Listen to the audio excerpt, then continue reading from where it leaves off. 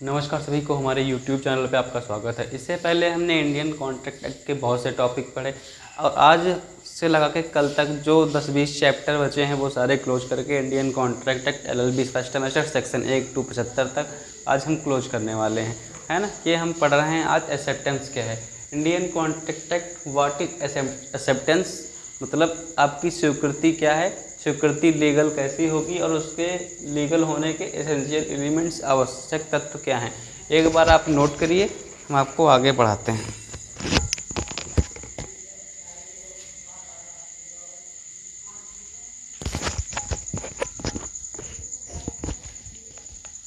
हाँ, शुरू करते हैं। जैसे आपको हम बता रहे हैं कि what is acceptance and essential element discuss. ये क्वेश्चन पेपर में बहुत ज़्यादा पूछा जाता है और अक्सर हर बार ये क्वेश्चन पूछ ही लिया जाता है।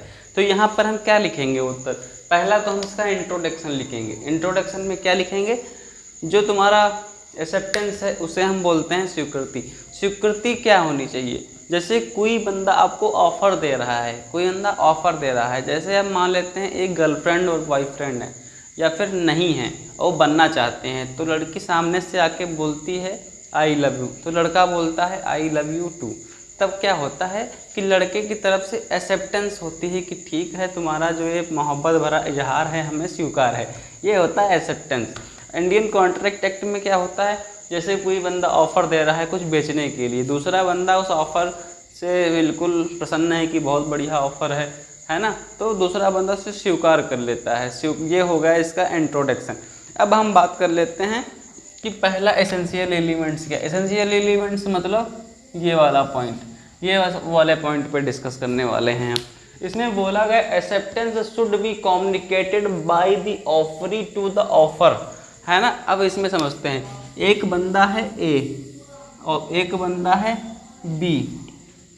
ए ने ऑफर दिया, है ना, और बी ने उस ऑफर को क्या किया? एक्सेप्ट किया। एक बंदा किसी व्यक्ति को ऑफर देता है, दूसरा बंदा उसे एक्सेप्ट करता है। इस, है ना, इसने ऑफर दिया, बी को कम्युनिकेट हो गया ऑफर कि ये बंदा ऑफर दे रहा है, तो बी को ऑफर अच्छा लगा तो स्वीकार कर लिया। तो पहला एसेंशियल एलिमेंट्स यही है, acceptance should be communicated by the offeree to the offer, है ना। जो ऑफर करने वाला बंदा है और ऑफर स्वीकार करने वाला है, उनके बीच में एक्सेप्टेंस होना बहुत ज़रूरी। एक बंदा ऑफर दे रहा है, दूसरा बंदा उसे स्वीकार कर ले। स्वीकार नहीं किया तो ऑफर वैलिड नहीं होगा, है ना, यह ऑफर इनवैलिड हो जाएगा। दूसरा एसेंशियल एलिमेंट्स क्या है? Acceptance should B absolute and unqualified. इसमें क्या बोला गया है?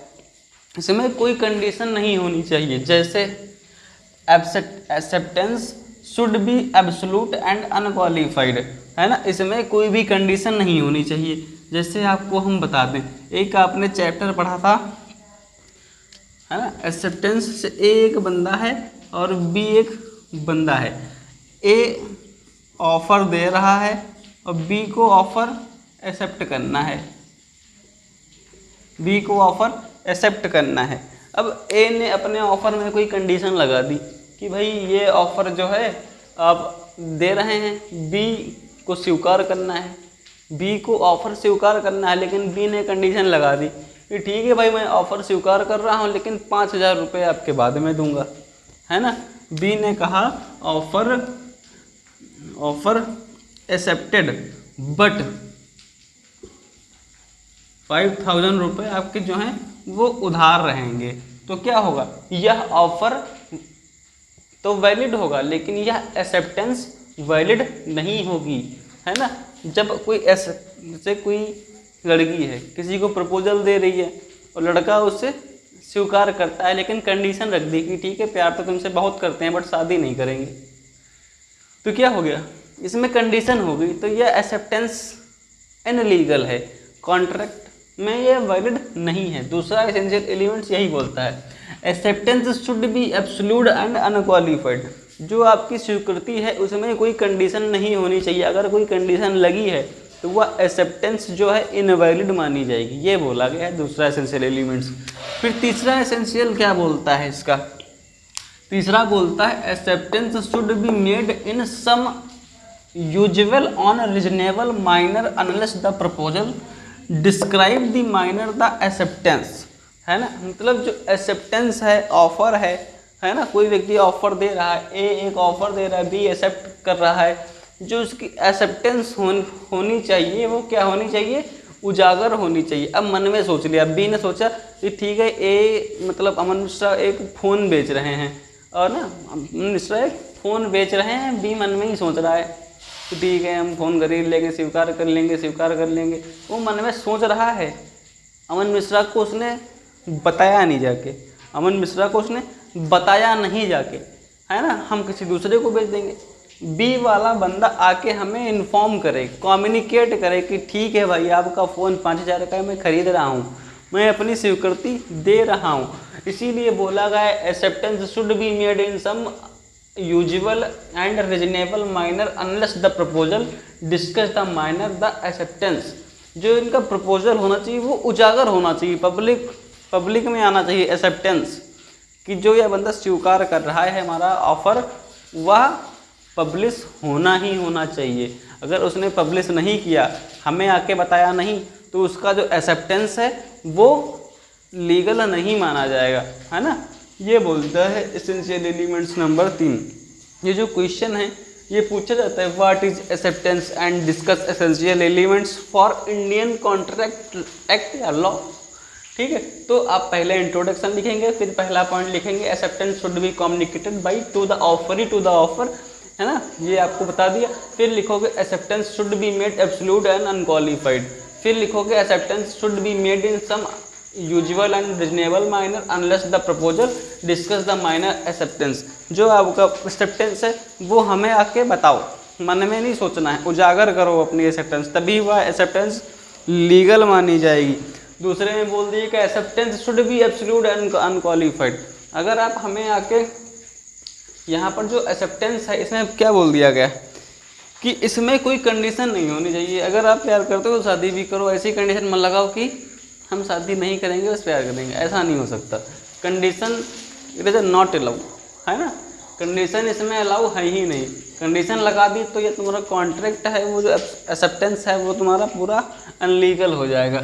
चौथा डिस्कस पॉइंट क्या है, acceptance should be made by the offerees still subsisting.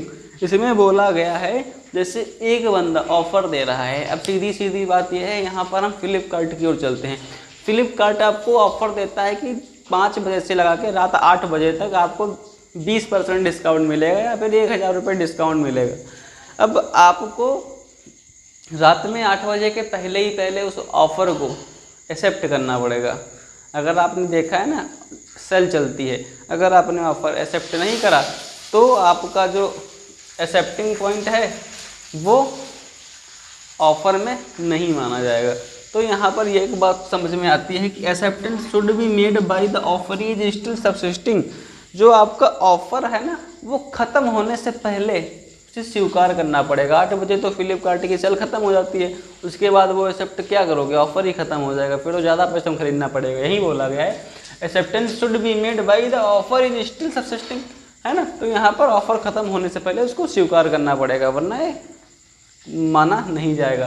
तो 4 एसेंशियल एलिमेंट से पता चले, पहला कि ऑफ़र जो है कम्युनिकेट होना चाहिए, है ना, दोनों में जो ए और बी बंदे हैं। फिर acceptance should B absolute and unqualified, जो तुम्हारी स्वीकृति है उसमें स्वीकृति में इसमें कोई कंडीशन नहीं होनी चाहिए, बिल्कुल साफ़ सुथरा हो, बिना कंडीशन के उसने ऑफ़र दिया सब पढ़ लो, उसको तुम एक्सेप्ट कर लो बिना कोई कंडीशन के, तब यार लीगल मानी जाएगी, है ना। और तीसरे में क्या बोल दिया गया कि जो तुम्हारा एक्सेप्टेंस है वो अपने मन में नहीं होना चाहिए, सामने वाले व्यक्ति को बताना भी है, तभी एक्सेप्टेंस वैलिड होगी। फिर acceptance should be made by the offer in still subsisting, इसमें बोल दिया गया कि ऑफर खत्म होने से पहले इसे स्वीकार करना है। तो ये हो गया आपका what is acceptance and discuss essential elements. Question पूछा जाए तो आप यही उत्तर लिख देना, 10 नंबर मिलेंगे। वीडियो अच्छा लगा हो लाइक सब्सक्राइब शेयर कर लें। मिलते हैं नेक्स्ट टॉपिक में, धन्यवाद।